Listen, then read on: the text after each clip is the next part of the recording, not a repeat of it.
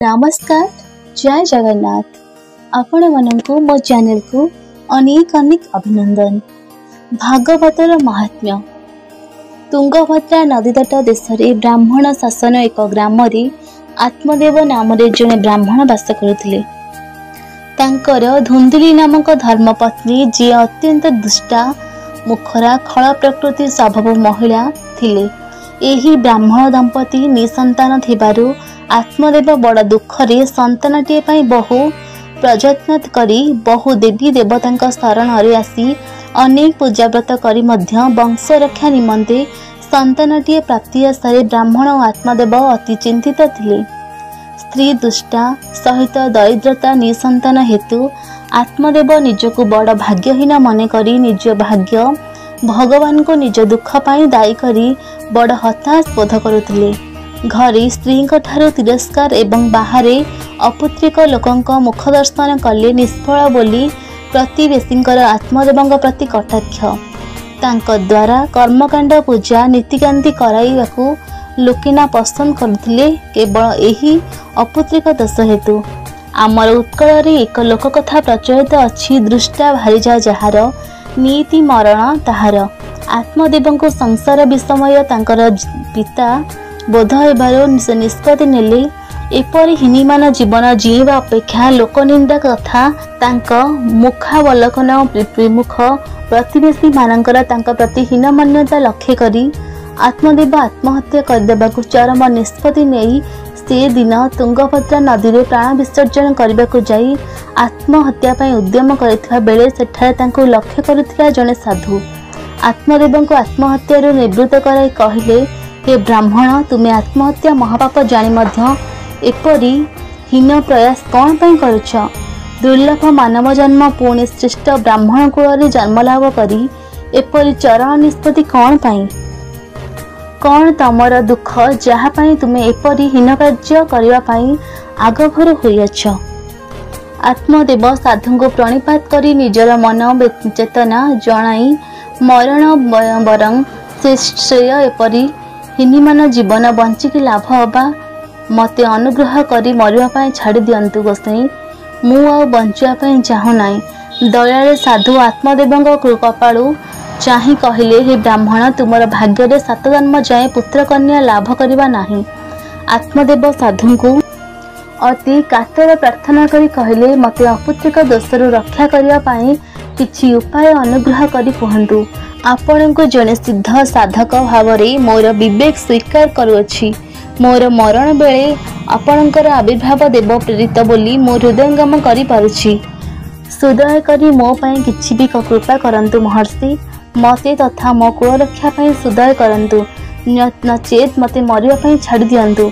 आत्मदेवंकर प्रार्थना रे साधुंकर हृदय तरली गला।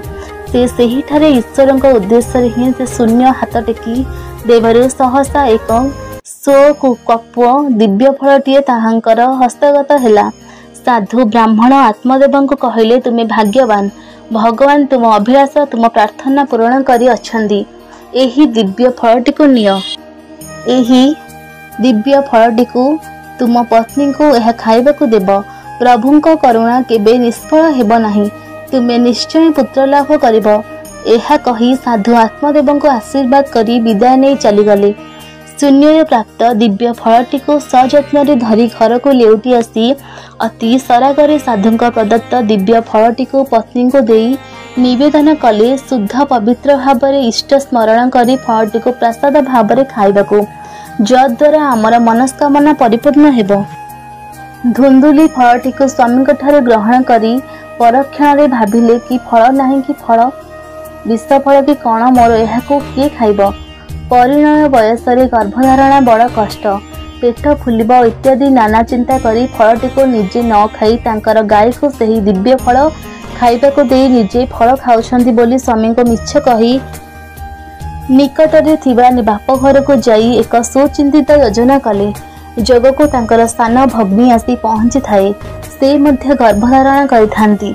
धुंदुली एहाको एक सुजोग मने करी स्थान भौणी सहित मंत्रणा करी तांका गर्भरे बढ़ुथिबा संतान को निज संतान बोली ग्रहण करी सबु संपत्तिर मालिक हेबा प्रवर्ताई भौणी को राजी कराई घर को अणाई निज घरे भौणी को रखी निजे गर्भधारणा करिछि बोली मिछि मिछिका अभिनय करी करी कृत्रिम उपाय पेटरे गुड़िए लुगा रखी पेट फुलाई रखिला।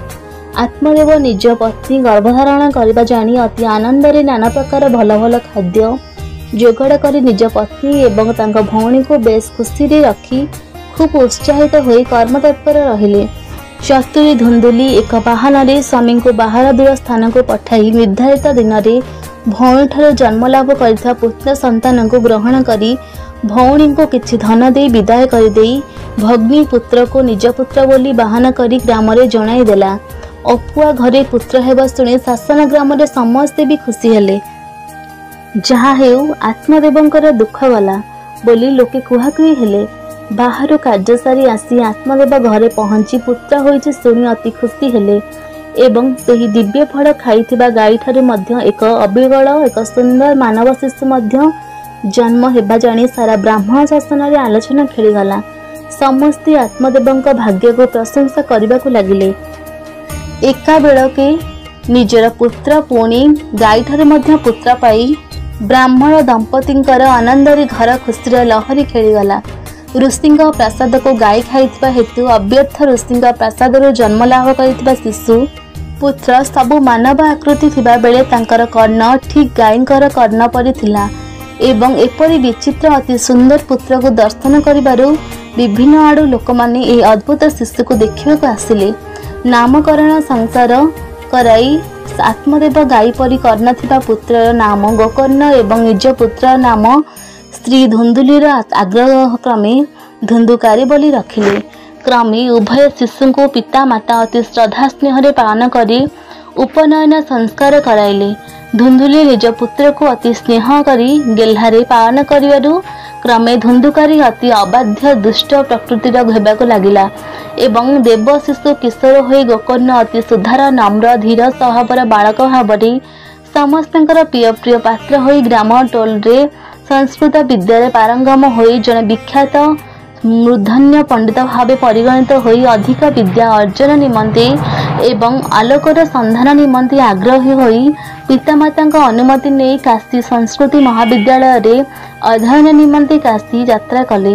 एणु धुंदुकारी अति स्नेह अति श्रद्धा विशेष करी मां ठार पाई क्रमे कुसंगरे पड़ी महा बदमाश पाल्टी मदजुआ ताश पाली इत्यादि अभ्यक्त होई पितामाता प्रति अति निष्ठुर होई आतंक सृष्टि करने को आत्मदेव पुत्र मणिकर एकादश कार्यकलाप अतिष्ठ होई स्त्री को जेते जहा कहले भी धुंदुली पुत्र मोर मोहरे अंध होई पुत्र को आहुरी उभ्रांत अभद्र हेबाकु छाड़ी देई स्वामी प्रति विद्रूप करने को विचारा आत्मदेव शेष पुनः आत्महत्यार पंथा बाछी नेले।